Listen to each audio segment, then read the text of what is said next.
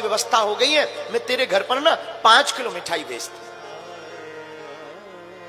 तो बेटी ने सोचा परिवार इतना बड़ा है, 5 किलो मिठाई अगर आएगी तो मेरी सासू मां ताना सुनाएगी, हंसी उड़ाएगी, देखो कितनी बड़ी ज्यादा मिठाई आ गई है, ना जाने क्या क्या कहेगी।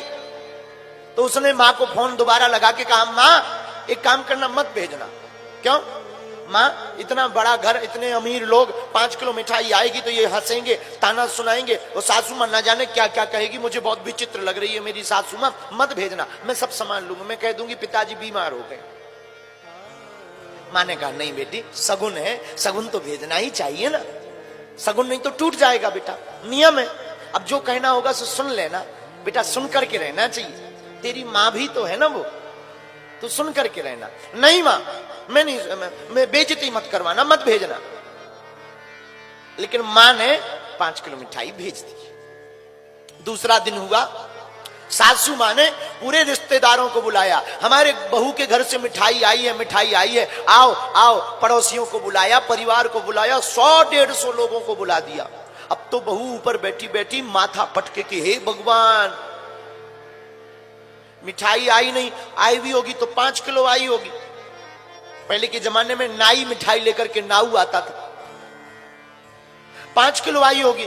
आज तो सासू मां ने मरवा लिया, ये सबके सामने आज बेइज्जती करेगी, आज सबके सामने ताना सुनाएगी, आज सबके सामने मुझे भला बुरा कहेगी, आज सबके सामने ये हंसी करेगी, मेरी और मेरे बाप की हंसी करेगी, मेरे पिता की हंसी करेगी। मैं क्या करूं? बार बार बहू चक्कर लगावे, कमरे में दरवाजा देखे, खिड़की खोलकर देखे, बार बार आंगन में झांक कर देखे, सब बड़े बड़े बड़े बड़े मेहमान आ गए, हंसी ठहाका लग रहा, चाय पी रही। सासू मां ने नीचे से आवाज लगाई, बहू, अरे ओ बहू।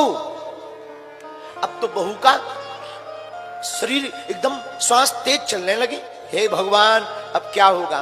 नीचे डरी डरी उतरी, नीचे सिर करके खड़ी हो गई। बहू बहू, तेरे घर से मिठाई आई है, ले तू सबको बांटती जा।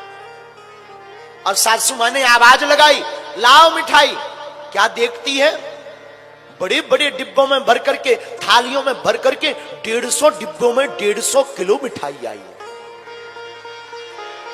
बहू तो चौंक गई, उसने मिठाई जल्दी जल्दी बांटी और बोली मेरी माँ बड़ी झूठी है, मेरी माँ तो फोन पे कह रही थी 1000 रुपया है, केवल 5 किलो मिठाई का रुपया है, और मेरी माँ कितनी झूठी है, इतनी मिठाई भेज दी हो, लगता है उधार भेजी होगी। भागी भागी जल्दी गई कि मैं माँ को पूछूं, फोन लगाया, माँ जी तुम बड़ी झूठी हो, तुम तो कह रही थी 5 किलो मिठाई है, इतनी सारी मिठाई जो दे दी। तो माँ कहती बेटा मैंने तो 5 किलो ही भेजी, मेरे पे तो रुपया भी नहीं है, और 5 किलो के ही रुपया है, वो भी उधार उठा करके बेटा दिए, और तेरे पिताजी से भी ले पूछ ले। पिता ने भी कहा बेटा मैंने तो 5 किलो मिठाई दी।